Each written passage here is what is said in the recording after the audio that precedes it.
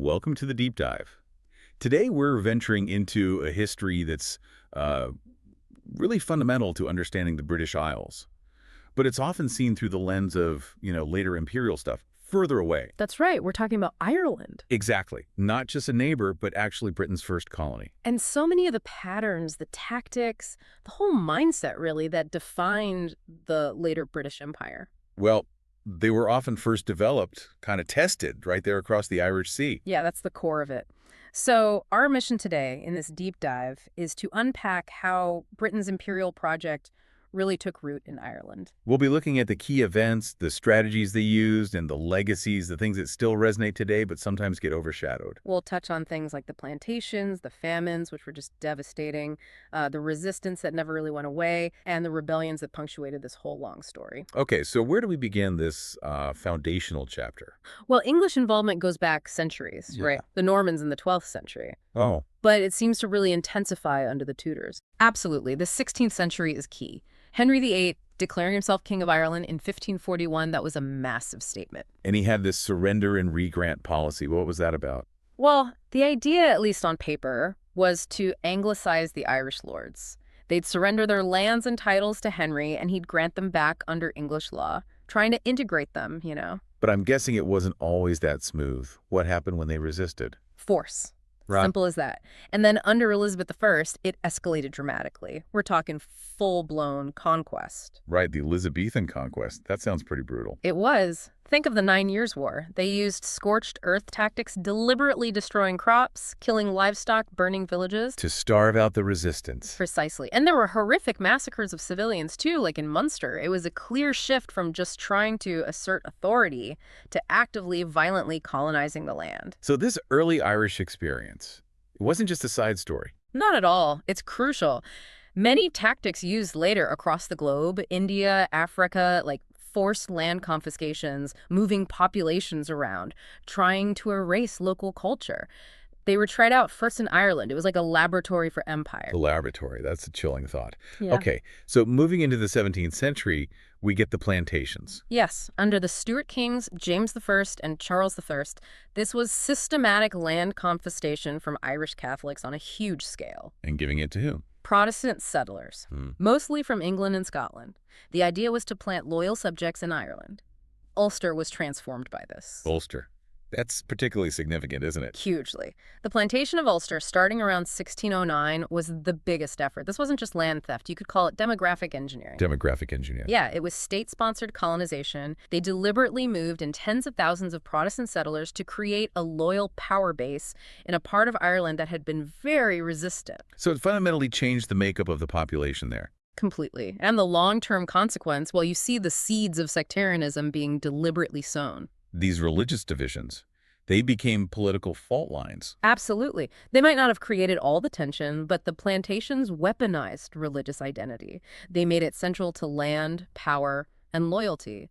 These became incredibly deep, lasting divisions, politically convenient for control, but devastating for centuries. And the divisions weren't exactly natural, they were imposed. Imposed and then exploited, yes. A defining feature of colonial rule there.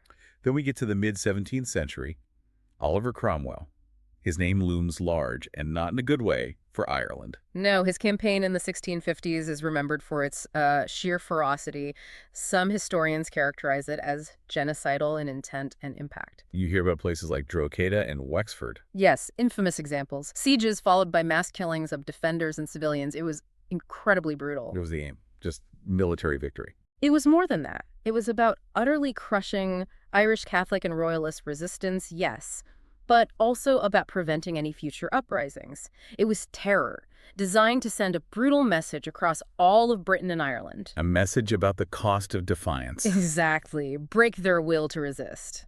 And it went beyond massacres. Vast amounts of land were confiscated again, given to Cromwell's soldiers and adventurers. And I read that some Irish were actually sold into servitude. Yes, thousands were forcibly transported, many to the Caribbean, particularly Barbados, as indentured servants. It's a stark illustration of how Ireland was viewed not just a place to control, but a resource, even its people, for the emerging empire. Forced migration, forced labor. It really challenges any idea of Ireland just being passively part of Britain. This was active, violent subjugation. Without a doubt. So after Cromwell, we move into the 18th century. Things calm down. Well, the open warfare largely subsides, but the repression takes a different form, a more legalistic form perhaps, the penal laws. Ah, the penal laws. What exactly did they entail? It was a whole system of discriminatory legislation targeting Catholics, who were still the vast majority. They aimed to strip them of power, land, and influence. How specifically? Okay, so Catholics were barred from voting. They couldn't hold public office or military commissions. There were severe restrictions on their right to own land. They couldn't buy land freely, inherit it normally in some cases. And crucially, access to education was restricted. They couldn't run their own schools or send their children abroad to be educated as It Catholics. sounds like. Yeah. Well, like you said, legalized inequality. Almost a form of colonial apartheid. That's a term some historians use, yes. It was designed to criminalize Irish Catholic identity, to marginalize them politically, economically, socially, and culturally, targeting education, language, religion. The goal seemed to be assimilation through suppression. But did it work? Did Irish culture just disappear? Remarkably, no. It showed incredible resilience. You had things like the hedge schools spring up. Hedge schools. Yeah, basically secret, informal schools, Hmm. often held outdoors literally by a hedge sometimes, where Catholic children could get some education, often keeping the Irish language and traditions alive. Wow. So a kind of quiet cultural resistance. Exactly. Gaelic traditions, music, storytelling, they survived underground, passed down through generations. It shows that even under severe legal pressure, you couldn't just extinguish a culture. Okay, so we're moving towards the end of the 18th century now.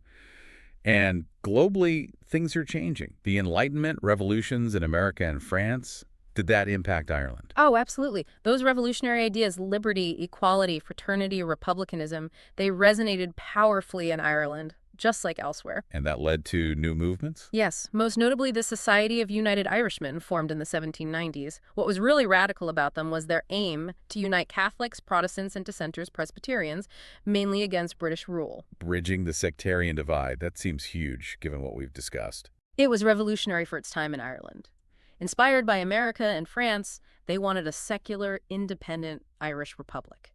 People like Wolfe Tone were key figures here. And this culminated in rebellion. Yes, the 1798 rebellion, it spread across several parts of Ireland. Ultimately, it was brutally suppressed by British forces with huge loss of life. So it failed in its immediate goal. It did, but it was a pivotal moment. One of the first major attempts at secular national liberation within the British Empire.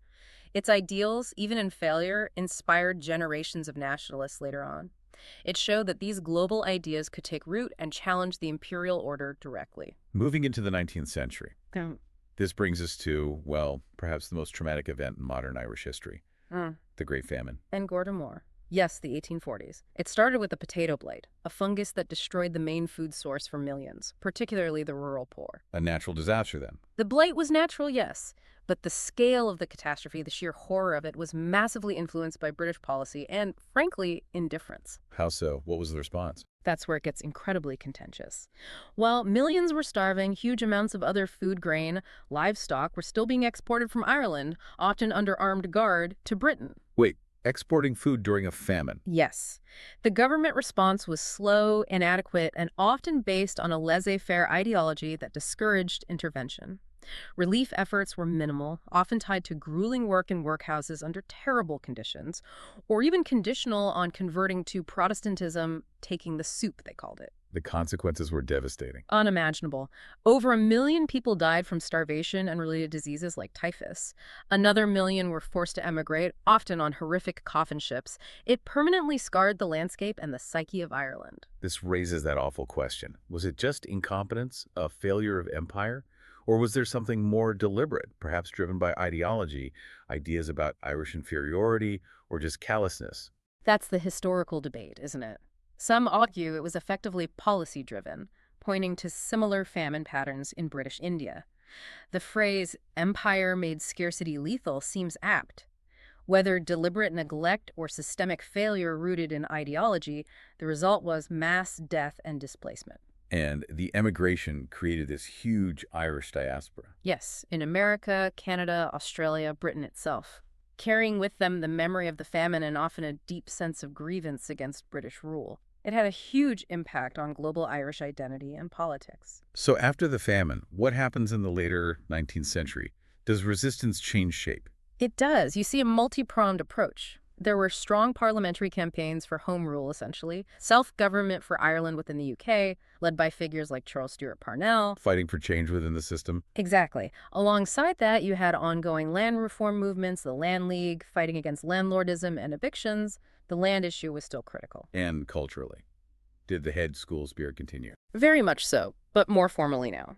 The Gaelic League was founded in 1893, aiming to revive the Irish language, promote Irish literature, music, games. It was a major cultural revival. People like W.B. Yeats, Lady Gregory, Hmm. they were part of this. Yes, the Anglo-Irish literary revival drew heavily on Irish myths and history, reclaiming that heritage. It was all part of building a distinct national consciousness, resisting cultural assimilation.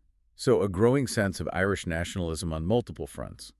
But how did Britain respond to home rule demands? There was fierce opposition, particularly from conservatives in Britain and very strongly from the Unionist community in Ulster, who were predominantly Protestant and wanted to remain part of the UK. Ah, so the divisions from the plantations were still playing out. Absolutely. Loyalist resistance in the north became very organized, even threatening violence if home rule was imposed. It set the stage for more conflict. The situation was getting very tense as the 20th century dawned. Which brings us to 1916, the Easter Rising. Right, in the middle of World War I, a group of Irish Republicans seized key buildings in Dublin and declared an Irish Republic.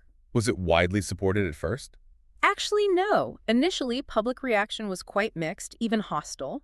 Many Irishmen were fighting in the British Army at the time, but the British response changed everything. How so? They suppressed the rising quite quickly, but then they executed the main leaders. That act of executing the leaders, seen as martyrs, dramatically shifted public opinion across Ireland.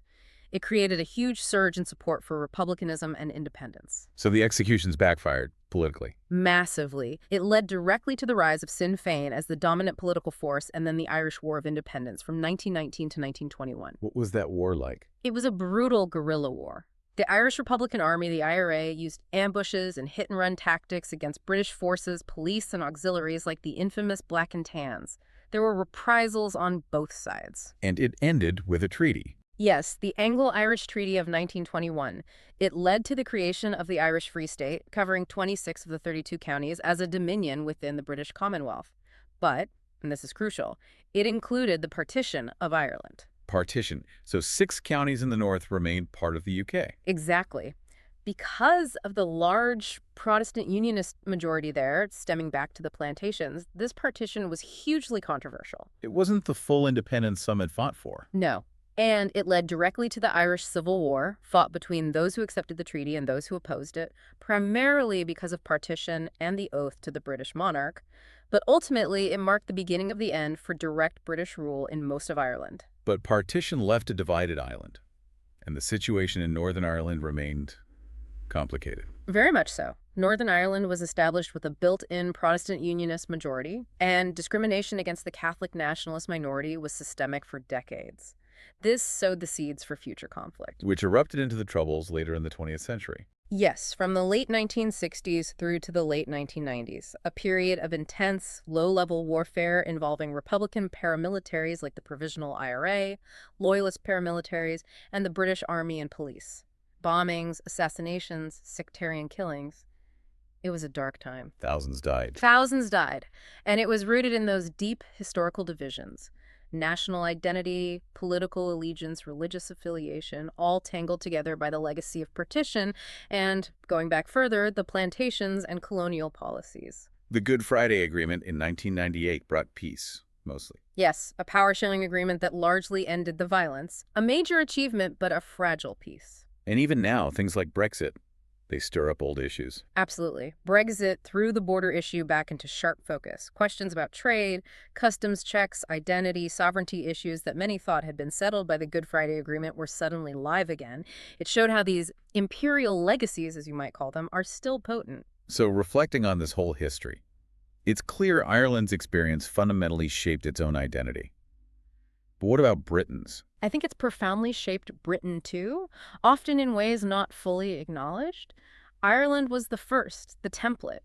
The experience there informed how Britain approached empire elsewhere. The laboratory idea again. Right. Techniques for control, for managing dissent, counterinsurgency tactics, even methods of surveillance and propaganda, many were honed in Ireland before being applied globally. And dealing with Ireland forces the UK to confront its imperial past in a way that's maybe closer to home, less distant than India or Africa. I think so. It's not over there. It's right next door. The ongoing conversations about historical memory, how this history is taught, even debates around apologies or reparations for past injustices, they often circle back to the Irish experience because it's so deeply intertwined and its consequences are still felt so directly, particularly in Northern Ireland. It compels a reckoning with empire that's immediate, not abstract. Precisely. It challenges any neat separation between domestic British history and overseas imperial history. Ireland complicates that boundary. So wrapping this up, it seems the key takeaway is that Ireland wasn't just another colony. It was foundational. Britain's first, and arguably a place where the very blueprint for empire was drafted and refined. Yes, a laboratory of empire whose impact rippled outwards across the globe, but whose specific legacies continue to shape life on both islands today. It leaves you thinking, doesn't it? How do these echoes of that very first colonial relationship continue to play out, not just in Ireland, but in Britain's understanding of itself and its place in the world? Something to reflect on. Indeed. That brings us to the end of today's deep dive, a complex and often painful history, but absolutely crucial to understand. Join us next time as we explore another significant chapter from the past.